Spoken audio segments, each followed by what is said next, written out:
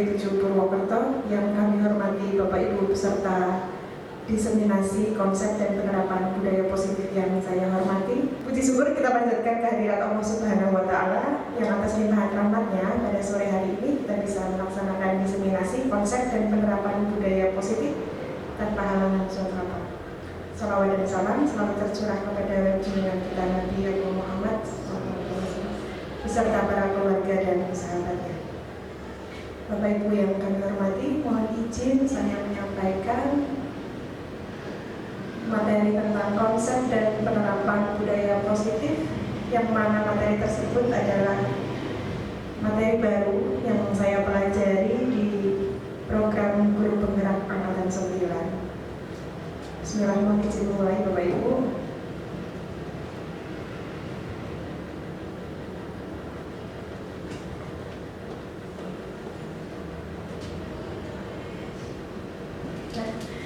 Jadi yang akan saya sampaikan di sini ada dua hal. Yang pertama konsep tentang budaya positif dan yang kedua tentang aplikasi atau penerapan yang nantinya bisa kita lakukan di sekolah maupun di kelas. Kita awali dengan konsepnya. Jadi di sini pada materi budaya positif ada 6 konsep utama yang mungkin bisa dijadikan landasan bagi kita untuk menyelenggarakan pendidikan yang lebih baik, yang berpihak pada peserta didik dan yang nantinya dapat mengoptimalkan segala potensi pada diri peserta didik. Yang pertama yaitu tentang disiplin positif dan nilai-nilai kebajikan universal. Yang kedua tentang teori motivasi, hukuman dan penghargaan serta restitusi. Berikutnya adalah tentang keyakinan kelas. Selanjutnya tentang kebutuhan dasar manusia dan dunia yang berkualitas. Kemudian yang kelima adalah restitusi, tentang 5 posisi kontrol guru. Dan yang terakhir adalah tentang segitiga restitusi. Baik Bapak Ibu, yang pertama adalah tentang disiplin positif. Nah, selama ini kan disiplin yang kita kenal kaitannya sama kepatuhan ya, tentang aturan yang kadang kita sendiri nggak suka, gitu ya. Tentang segala sesuatu yang sifatnya memaksa. Nah, di disiplin positif ini landasannya adalah nilai-nilai kebajikan universal. Kebajikan universal adalah nilai yang dapat diterima oleh semua orang yang pada dasarnya sudah ada pada diri setiap individu. Jadi tidak akan tertolak oleh siapapun. Tidak tertolak oleh perbedaan agama, tidak tertolak oleh perbedaan jenis kelamin dan perbedaan-perbedaan lainnya. Jadi sebaiknya peraturan atau ya peraturan yang kita terapkan di sekolah itu dasarnya adalah disiplin positif, yaitu disiplin yang bersumber dari nilai kebajikan yang telah ada pada diri masing-masing siswa, yang dasarnya adalah motivasi dari dalam diri. Berikutnya, nah tadi nilai-nilai kebajikan universal yang sudah saya sampaikan itu kaitannya dengan nilai-nilai yang umum yang pasti diterima oleh semua individu tanpa memandang perbedaan yang ada. Kalau yang pertama ini, di kolom yang pertama, ini nilai-nilai kebajikan universal yang berasal dari mana? Bapak Ibu ada yang kenal? Beriman dan bertakwa, mandiri, nalar kritis, profil belajar Pancasila. Ya, profil belajar Pancasila. Betul sekali 100. Sekarang yang kedua, ini ada sih cuma apa ya waktu itu saya lupa. Gak apa-apa sumbernya lupa. Yang penting nilainya ada di sini tentang toleransi, tentang rasa hormat, integritas, mandiri dan lain sebagainya itu sampai bawah, sampai komitmen. Nilai-nilai ini pasti kita terima. Kita pasti setuju dengan adanya toleransi. Dan kita pasti tidak akan menolak ketika nilai menghargai itu kita sebut sebagai nilai kebajikan. Betul kan? Betul.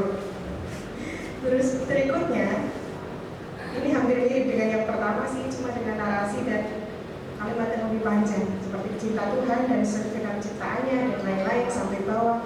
Di sini juga ada nilai toleransi.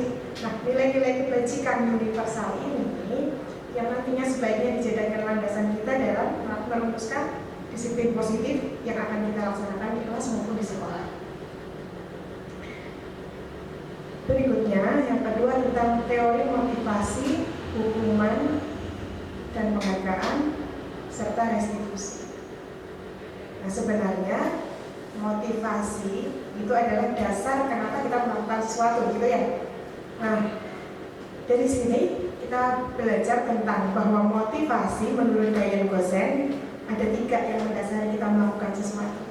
Yaitu yang pertama, untuk menghindari ketidaknyamanan atau hukuman. Dan biasanya ini yang terjadi pada anak-anak kita. Mereka taat melakukan aturan karena motivasi yang pertama, ya banget, karena takut dihukum, karena menghindari ketidaknyamanan ketika ditegur, dan alasan-alasan lain yang kaitannya dengan poin yang pertama. Kemudian yang kedua, untuk mendapatkan imbalan atau penghargaan dari orang lain, yang biasa kita sebut modus B gitu kan. Nah, yang sebaiknya dasar kita melakukan sesuatu itu adalah di nomor 3, yaitu untuk menjadi orang yang kita inginkan, untuk menghargai diri sendiri dengan nilai-nilai yang kita percaya kebenarannya. Sebaiknya itu.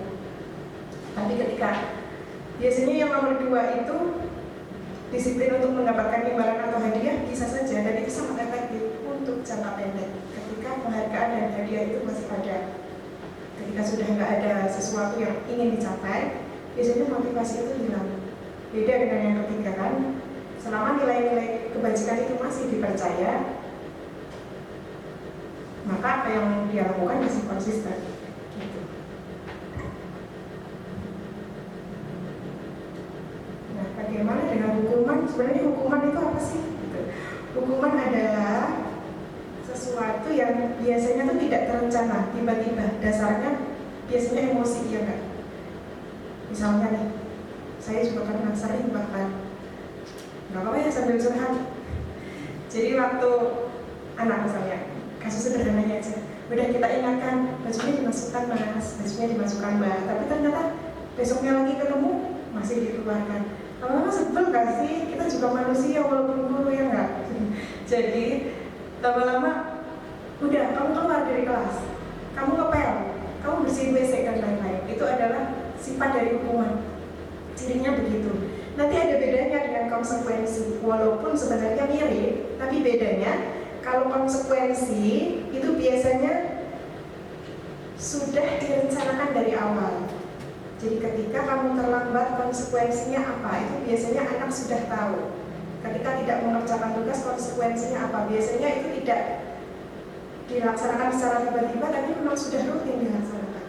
Dan anak sudah tahu konsekuensinya. Biasanya ini tentang kembali ke aturan. Misalnya anak yang tidak memakai sepatu hitam saat upacara suruh berdiri di depan. Itu hukuman atau konsekuensi?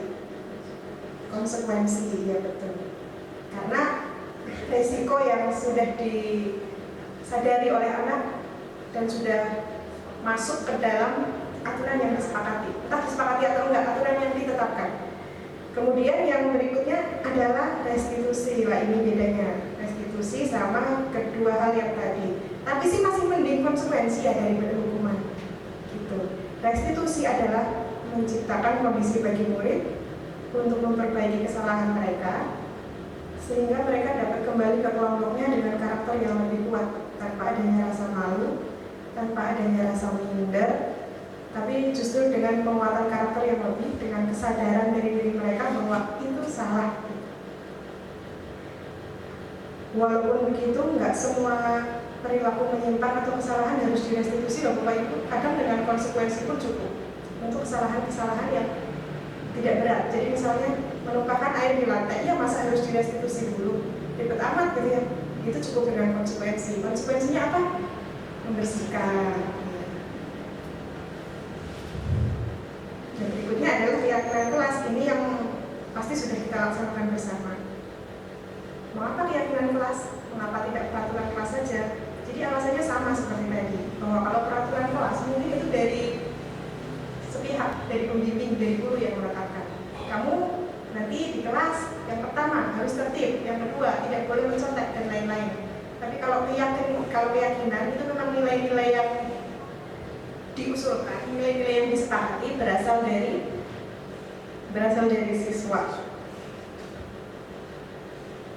Nah, ini contohnya. Nilai-nilai kebajikan yang dapat menjadi landasan kita dalam membuat suatu keyakinan sekolah atau menentukan visi dan misi atau tujuan dari sebuah institusi. Berikutnya kaitannya dengan kebutuhan dasar manusia. Jadi pada dasarnya sebagai manusia itu punya 5 kebutuhan dasar. Ini Mbak Tuti udah hafal banget nih Mbak. Ya, Mbak. Tapi kalau saya masih harus baca Pak Haji ya tadi. Yang pertama kebutuhan untuk bertahan hidup atau survival. Yang kedua kebutuhan akan kasih sayang dan rasa diterima. Ya nggak sih yang ini? Berikutnya kebutuhan akan kesenangan. Berikutnya kebebasan, dan yang terakhir adalah penguasaan. Penguasaan itu bukan berarti ingin berkuasa atau bagaimana, tapi menguasai sesuatu. Jadi sebenarnya kebutuhan dasar anak itu ingin menguasai materi. Cuma kadang kan terhambat karena sesuatu gitu. Nah, ketika kebutuhan-kebutuhan dasar ini tidak terpenuhi, mereka akan berusaha untuk mewujudkannya. Jadi seperti ini contohnya. Kebutuhan akan kesenangan di dalamnya. Sini aja yang gampang soalnya. Kebutuhan akan kesenangan dalam pembelajaran tidak terpenuhi, jadi mereka senang-senang sendiri, yang akibatnya kita anggap itu sebagai perilaku menyimpang dalam pembelajaran. Padahal itu adalah usaha anak untuk memenuhi kebutuhan dasarnya, karena mereka nggak senang, apalagi matematika gitu, nggak senang banget. Jadi kan sumuk, panas, ngalih gitu ya. Jadi kadang nggak hanya satu loh kompleks yang dibutuhkan. Penguasaannya nggak dapet, seneng enggak, paling lihat guru galak gitu kan biasanya misalnya. Nah, jadi itu nanti yang berujung pada perilaku-perilaku menyimpang yang sebenarnya itu bertujuan untuk memenuhi kebutuhan dasar mereka. Gitu. Nah, berikutnya adalah tentang 5 posisi kontrol guru. Jadi kita sebagai guru itu bisa saja menjadi salah satu dari kelima ini bagi siswa. Yang pertama menghukum. Bahkan mungkin kelimanya ini saya pernah mengalaminya. Menghukum pernah, membuat rasa bersalah pernah, teman juga pernah, gitu. Pemantau atau manajer. Jadi memang di situasi yang berbeda karena kita memerankan posisi yang berbeda. Agar lagi emosi ya usah menghukum berarti gitu. Yang ideal yang mana Bapak Ibu? Semuanya ideal, tergantung situasinya. Ya, tapi harus saya sampaikan yang sesuai. Yang paling ideal adalah sebagai manajer. Sebagai teman pun nggak selalu baik. Ada akibat yang mungkin nanti jadi masalah buat kita. Tapi nanti kita lihat di akhir. Posisi penghukum itu seperti apa? Membuat rasa bersalah itu seperti apa? Teman, pemantau, dan manajer itu seperti apa? Saya yakin Bapak Ibu nggak bisa baca. Ya semacam. Ya, saya bacakan, tapi nggak semua. Jadi di sini adalah 5 posisi kontrol dengan ciri-cirinya dan dengan contoh kalimat-kalimatnya yang menunjukkan ciri dari peran tersebut. Di sini posisi kontrol penghukum. Sebentar. Ini gimana ya biar kedengaran? Itunya ya. Mas David bisa?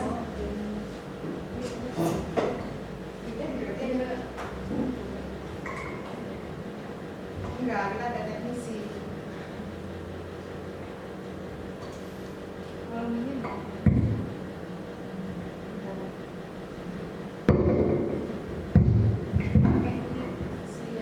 Ada yang kaca? Apa di bawah? Udah, Bil.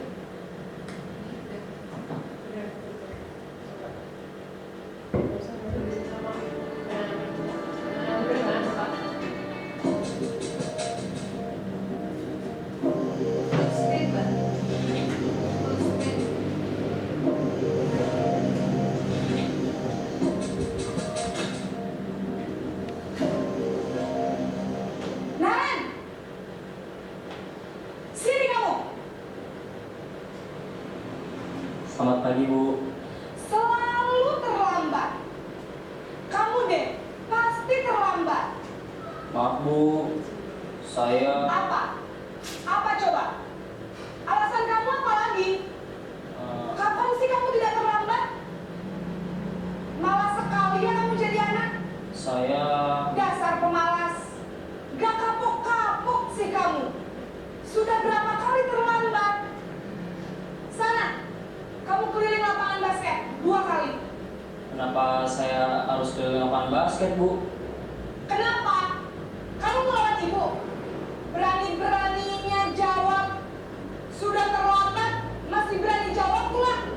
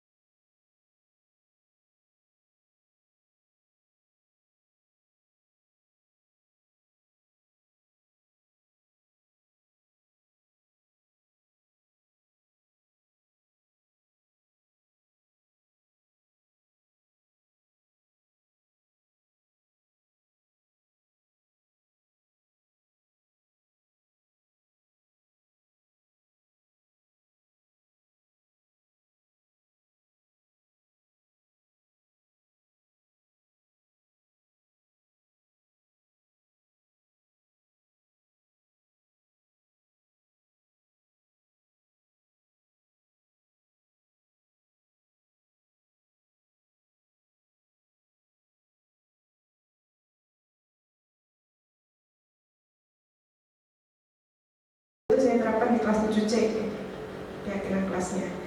Yang berikutnya adalah memenuhi kebutuhan dasar manusia melalui pembelajaran berdiferensiasi. Jadi di sini berusaha membuat anak senangnya dapat, penguasaannya dapat gitu, berusaha. Tentang dapat enggaknya kan sebenarnya kita nggak tahu pasti ya. Nanti efeknya gimana setelah rencana diterapkan. Cuma ini berusaha gitu. Berikutnya menanamkan nilai-nilai kebajikan universal di sekolah, seperti beriman dan bertakwa, gotong royong, saling menghormati gitu, dan lain-lain. Ini sudah biasa ya kalau di sekolah kita yang menanamkan nilai-nilai ini. Berikutnya menerapkan segitiga restitusi. Ini juga kemarin baru saya coba, yang waktu itu meminta tolong Mbak Tuti, Pak. Tapi Mbak Tutinya nggak datang karena sakit, udah saya coba sendiri, entah benar salahnya. Ini dokumentasinya saya ambil di sini sama siswa kelas 8E. Ya. Nah ini yang foto-fotonya belum saya dapatkan, jadinya masih rumpang. Ini merupakan salah satu bentuk aksi yang dilaksanakan dalam menyelenggarakan budaya positif di sekolah. Terima kasih. Nah Bapak Ibu, berikutnya saya akan kirim link. Di situ ada kasus tentang perilaku menyimpang anak. Kita isi sama-sama. Sebentar saya kirim dulu linknya ke grup.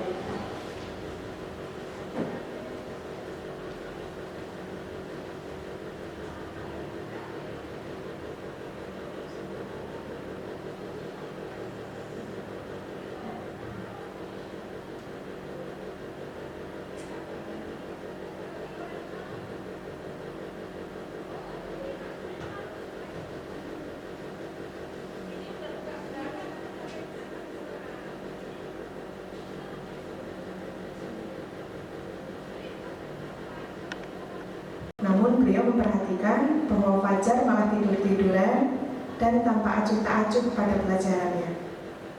Fajar, coba jawab pertanyaan nomor 3. Maju ke depan dan kerjakan di papan tulis. Fajar pun tampak malas-malasan maju ke depan.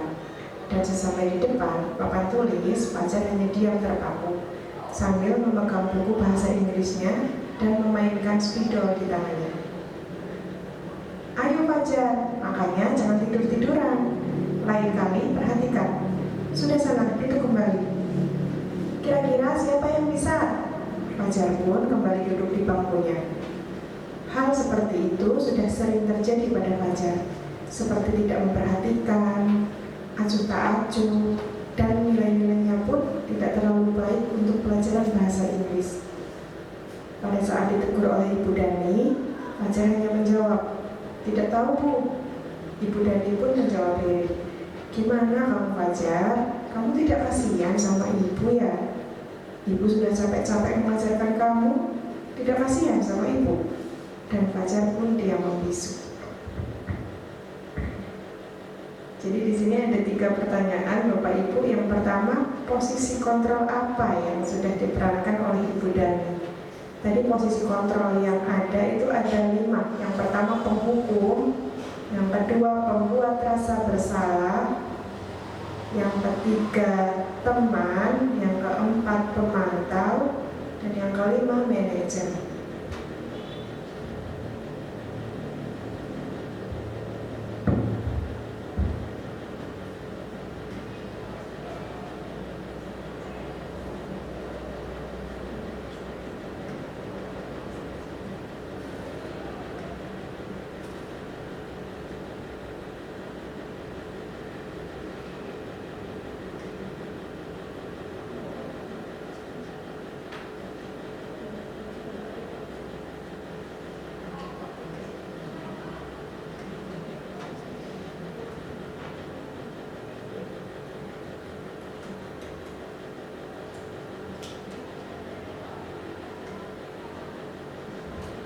Oke, jawabannya sudah langsung bisa kita lihat sama-sama. Sepertinya kita satu kata ini Bapak Ibu, sama-sama menjawab pembuat rasa bersalah. Gak ada jawaban lain sepertinya. Dengan suara bulat kita menyatakan bahwa posisi kontrol yang diperankan oleh Ibu Dani adalah membuat rasa bersalah. Ciri-cirinya tadi ya, di percakapannya Ibu Dani sama Fajar. Kemudian yang kedua, nilai kebajikan atau keyakinan apa yang bisa dituju dalam kasus tersebut. Jadi maksudnya fajar itu menyimpan dari keyakinan kelas yang mana kira-kira gitu.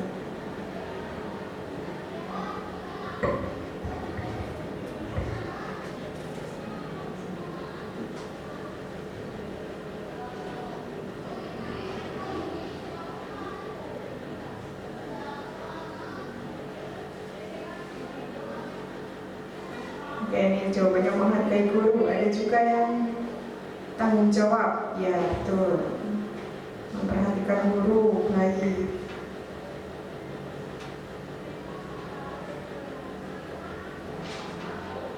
Ya, sebagian besar Bapak Ibu meyakini bahwa nilai yang bisa dituju dari kasus ini adalah menghargai guru dan tanggung jawab. Kemudian ini yang terakhir, yang ketiga, kebutuhan dasar apa yang berusaha dipenuhi oleh pelajar. Ini kok penuhi.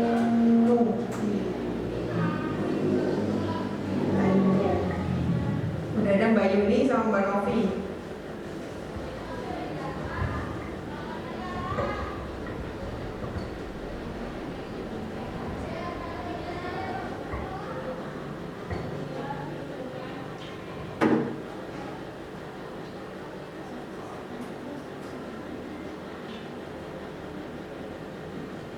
Kira-kira pacar butuh kasih sayang nggak ya di sini? Terus habis ini Pak David bilang, itu mah aku gitu.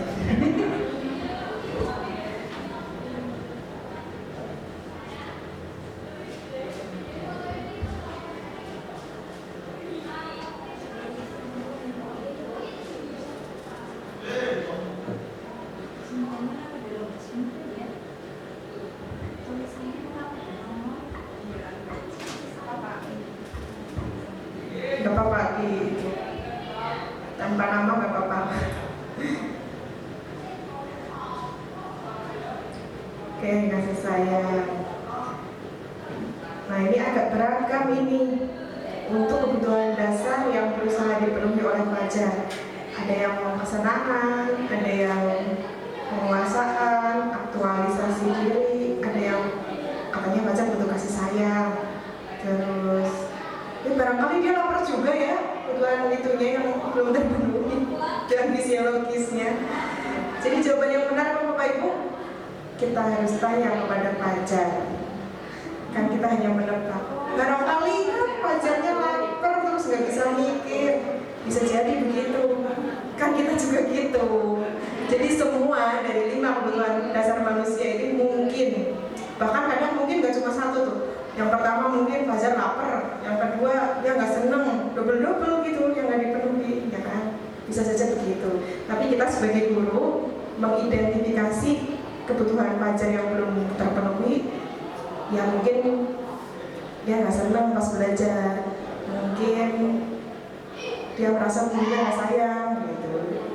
Jadi melakukan hal tersebut. Nah, terima kasih Bapak Ibu. Jadi Bapak Ibu, karena kita sudah menyimak tadi materi tentang budaya positif, sekarang kita akan cross check bagaimana pandangan tentang budaya positif yang ada di modul ini dengan apa yang sudah dipelajari oleh teman kita sebagai guru BK. Sesuai atau justru ada yang perlu diluruskan, atau bahkan mungkin yang tadi saya sampaikan ada semacam miskonsepsi atau bagaimana supaya tidak terlanjur. Monggo kepada Ibu Tuti Hendriani, kami harap maju ke depan.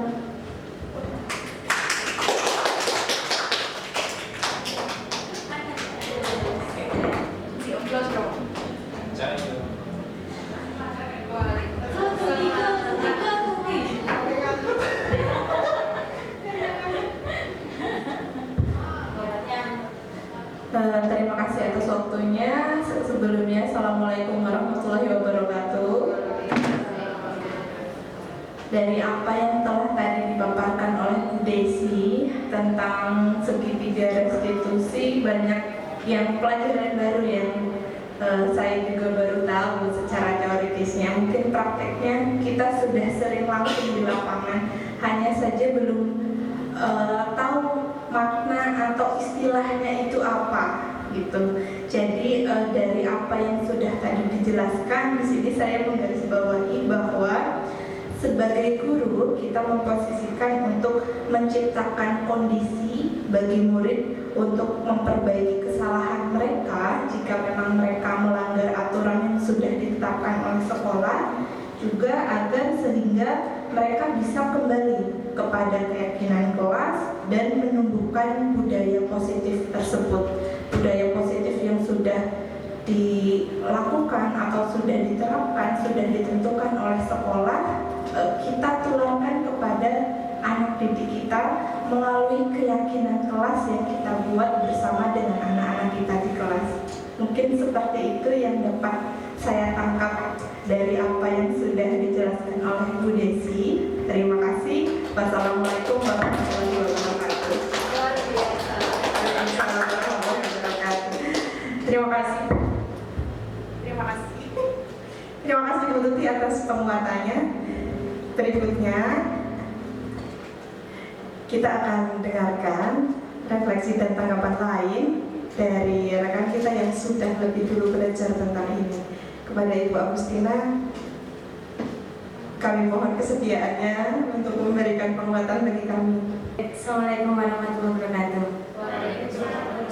Terima kasih atas waktu yang sudah diberikan pada saya, yaitu tentang di sini kita belajar tentang disiplin positif, yaitu segitiga restitusi. Yang sebetulnya materi ini adalah alangkah baiknya seandainya semua guru itu menguasai materi segitiga restitusi ini.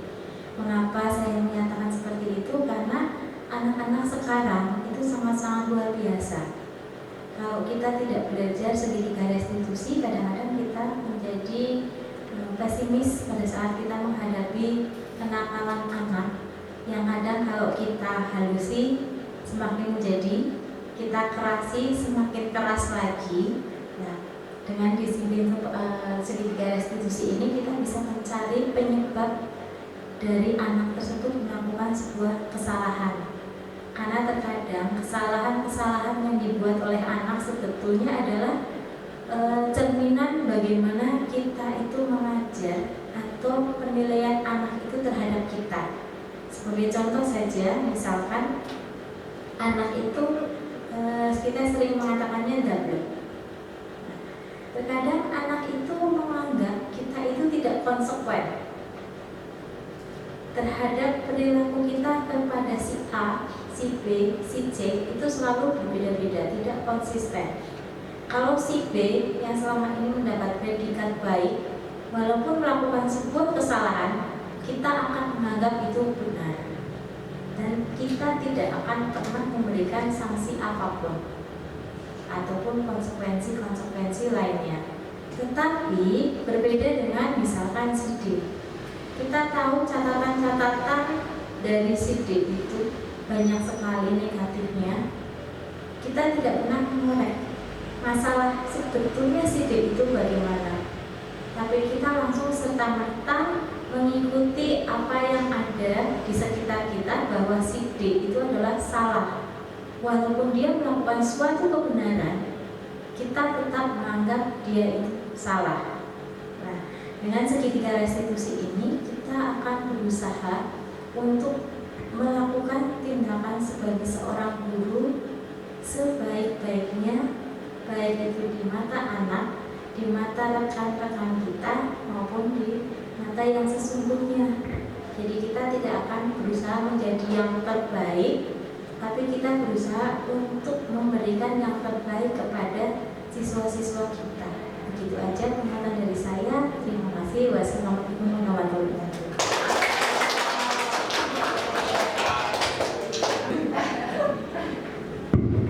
Terima kasih Bu Dina atas penguatannya. Jadi kita semakin paham, semakin yakin dan semakin bersemangat untuk mengaplikasikan ini nanti ketika kita menghadapi permasalahan yang dilakukan anak di kelas maupun di sekolah. Bapak Ibu, bagaimana kalau sekarang ini sebagai calon guru penggerak di angkatan berikutnya, kita akan minta pendapat dari Bu Novi tentang ini.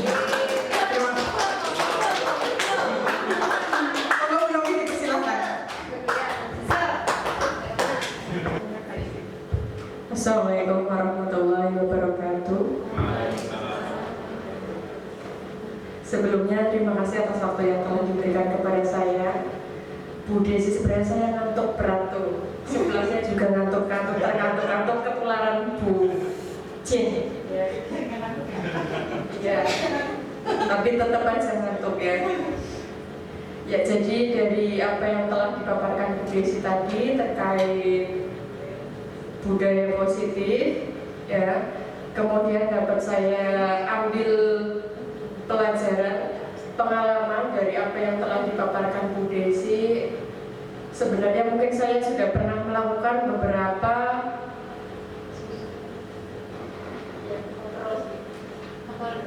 kontrol diri ya. Misalnya tadi sebagai teman, sepertinya saya sudah merasakan sudah pernah sering kayaknya kalau teman ya, memposisikan diri sebagai teman. Kemudian sebagai penghukum ya, kalau penghukum pemantau sepertinya pernah pemantau. Kalau penghukum, saya pernah ya. Jadi memang betul yang pernah saya rasakan ketika memposisikan diri sebagai teman, betul tadi yang disampaikan Bu Desi, bahwa setelah itu kemudian anak tersebut memang mengulanginya kembali dan menganggap mungkin nggak apa-apa loh, kemarin juga seperti itu ya, besok kayak gitu lagi nggak apa-apa gitu. Itu tadi sebagai teman. Beda ketika kita berperan sebagai pemantau ya, manajer. Ya. Beda ketika kita berperan sebagai manajer. Ya, jadi ada perubahan pada diri anak yang tadinya pelanggar, kemudian setelah tahu ada konsekuensinya, kemudian anak tersebut jadi patuh dan taat. Ya, jadi sudah seperti itu mungkin yang bisa saya sampaikan. Terima kasih. Assalamualaikum warahmatullahi wabarakatuh. Demikian tadi yang dapat saya sampaikan. Akhirnya kita sampai di penghujung acara. Terima kasih atas kesediaannya untuk hadir di ruangan ini, dan kita sudah bersama-sama belajar tentang budaya positif di sekolah. Semoga setelah ini kita bisa mengaplikasikannya di sekolah kita di SMP Negeri Purwokerto, SMP Negeri 7 Purwokerto kita tercinta, demi peserta didik yang lebih baik. Terima kasih. Assalamualaikum warahmatullahi wabarakatuh.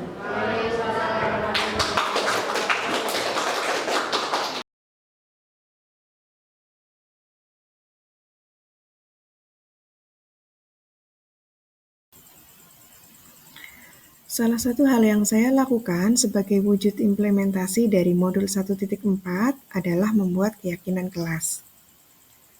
Dokumentasi yang ada pada video ini adalah membuat dan menyepakati keyakinan kelas 7C. Adapun langkah yang dilakukan adalah sebagai berikut. Yang pertama, murid menuliskan peraturan kelas pada kertas yang sudah disediakan. Yang kedua, murid menempelkan kertas yang sudah tertulis dengan peraturan kelas di tempat yang sudah disediakan, yaitu di papan tulis. Yang ketiga, kami menyepakati peraturan kelas mana yang akan dijadikan sebagai keyakinan kelas. Berikutnya, mengubah kalimat pada peraturan kelas yang telah dipilih menjadi kalimat positif. Yang terakhir, menuangkan keyakinan kelas yang sudah disepakati ke dalam poster dan menempelkannya pada tempat yang sudah disediakan di dalam kelas mereka. Kebutuhan dasar manusia adalah salah satu materi pada modul 1.4. Di sini, saya mencoba mengimplementasikan materi tersebut dengan cara memenuhi kebutuhan dasar manusia melalui pembelajaran berdiferensiasi. Dokumentasi yang ada pada video ini adalah saat saya melakukan pembelajaran berdiferensiasi berbasis STEM. Pembelajaran berdiferensiasi berbasis STEM adalah salah satu cara memenuhi kebutuhan dasar manusia melalui pembelajaran. Adapun kebutuhan dasar yang dapat dipenuhi melalui pembelajaran ini antara lain kebutuhan akan penguasaan, kebebasan, dan kesenangan. Jadi dalam pembelajaran STEM kali ini, murid akan mendapatkan kesenangan berupa belajar sambil bermain. Kemudian kebutuhan akan penguasaan, bahwa murid akan terpenuhi kebutuhan dasar akan penguasaan terhadap materi yang dipelajari. Kemudian kebutuhan dasar akan kebebasan, murid akan merasa lebih bebas mengeksplorasi ide mereka, lebih bebas dalam hal aktivitas, dan lebih bebas dalam hal menuangkan ide kreatif mereka ke dalam produk yang akan mereka buat. Kebajikan universal, seperti apa yang sudah saya pelajari pada modul 1.4, adalah dasar bagi terciptanya disiplin positif, yang mana itu adalah dasar bagi terciptanya budaya positif di sekolah. Implementasi kali ini adalah tentang menanamkan nilai-nilai kebajikan universal di sekolah. Yang pertama, beriman dan bertakwa kepada Tuhan Yang Maha Esa. Yang kedua, gotong royong. Yang ketiga, saling menghormati dan toleransi. Kemudian yang keempat adalah kepemimpinan, mandiri, dan tanggung jawab. Sebenarnya masih banyak lagi kegiatan di sekolah yang pada intinya bertujuan menanamkan nilai-nilai kebajikan universal di sekolah. Di antaranya adalah pelaksanaan Jumat Bersih, pelaksanaan Jalan Sehat Bersama, dan lain-lain. Penerapan lain terhadap modul 1.4 adalah menerapkan segitiga restitusi di sekolah. Dalam dokumentasi kali ini, saya melaksanakan tahapan segitiga restitusi kepada murid. Dengan ini, murid akan stabil identitasnya, kemudian dapat kembali ke kelompoknya dengan karakter yang lebih kuat, sesuai dengan tujuan dari segitiga restitusi itu sendiri. Salah satu usaha yang dilakukan dalam rangka menciptakan budaya positif di sekolah adalah dengan diseminasi konsep budaya positif di sekolah. Diseminasi konsep budaya positif dan penerapan budaya positif di sekolah ini dilaksanakan pada hari Senin, tanggal 23 Oktober tahun 2023 di ruang multimedia SMP Negeri 7 Purwokerto. Diseminasi ini dihadiri oleh 12 guru SMP Negeri 7 Purwokerto. Kegiatan ini berlangsung selama kurang lebih 1 jam, mulai dari pemaparan, tanya jawab, dan yang terakhir diakhiri dengan adanya umpan balik dari peserta diseminasi. Kegiatan pembelajaran adalah sarana yang sangat potensial dalam menumbuhkan budaya positif di sekolah. Melalui kegiatan pembelajaran yang baik, kebutuhan dasar manusia dapat terpenuhi. Salah satu kegiatan pembelajaran yang dapat memenuhi kebutuhan dasar manusia atas penguasaan teknologi adalah kegiatan pembelajaran berbasis IT. Melalui kegiatan pembelajaran berbasis IT, kebutuhan akan penguasaan terhadap teknologi dapat difasilitasi dengan baik. Berikut adalah contoh kegiatan pembelajaran berbasis IT, yaitu kegiatan pembelajaran berbasis VR atau Virtual Reality.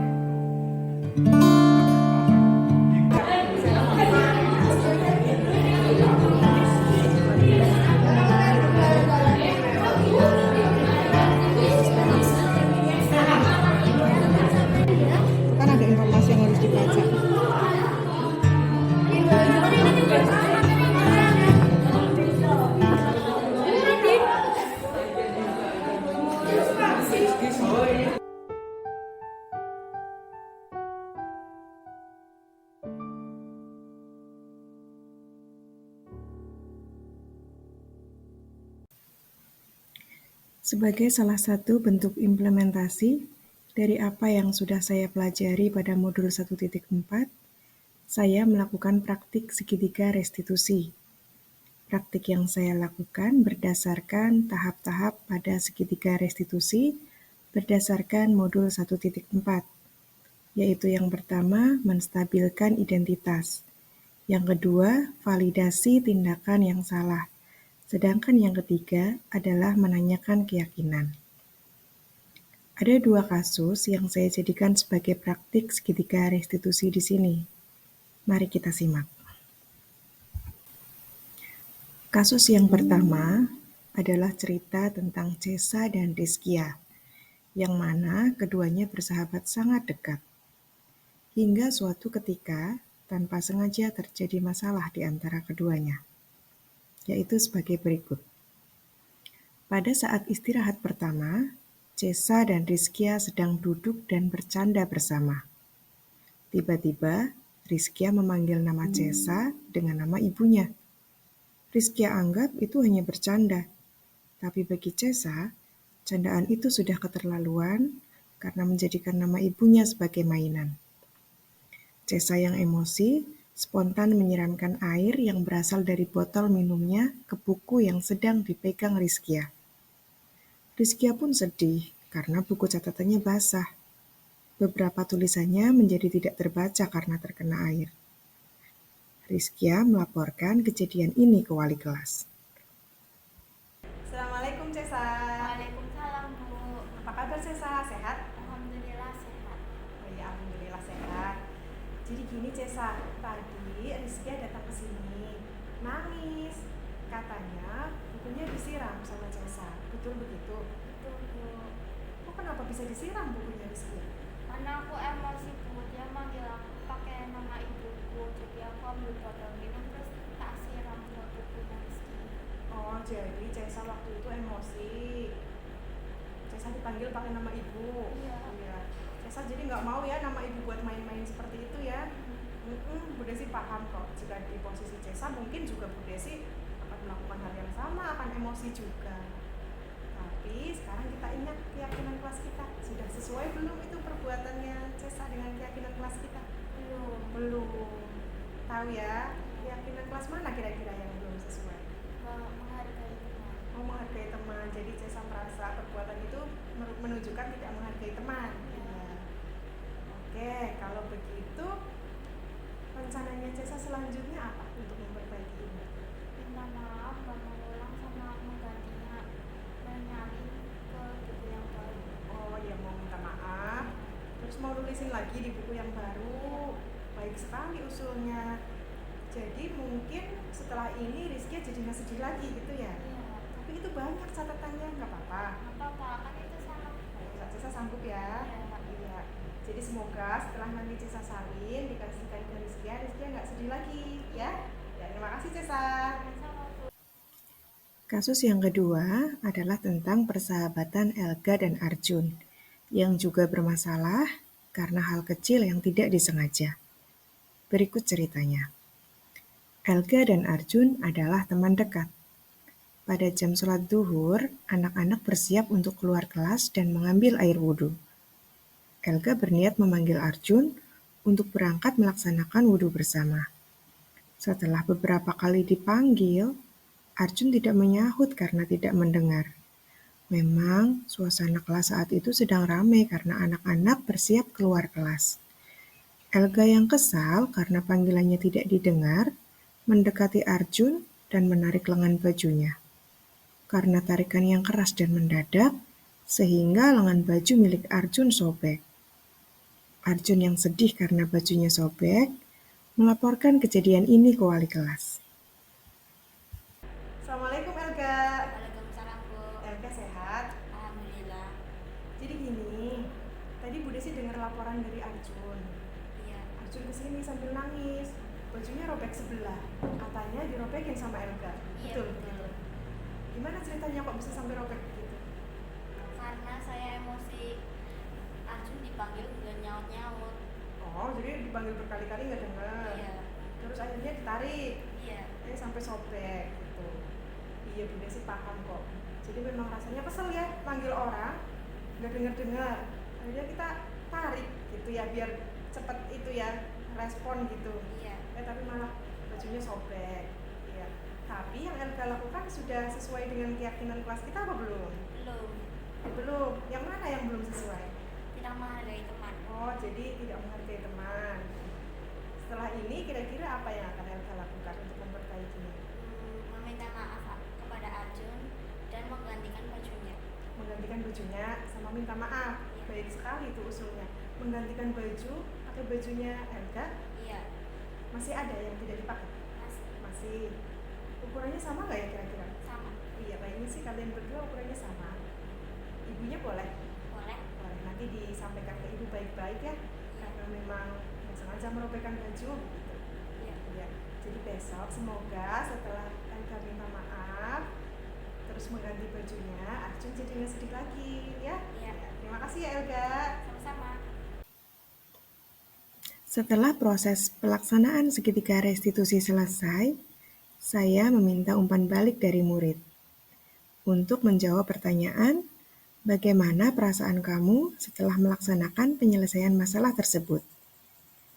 Cesa menjawab, saya menyadari kesalahan saya, dan saya senang bisa memperbaiki kesalahan itu dengan ide saya sendiri.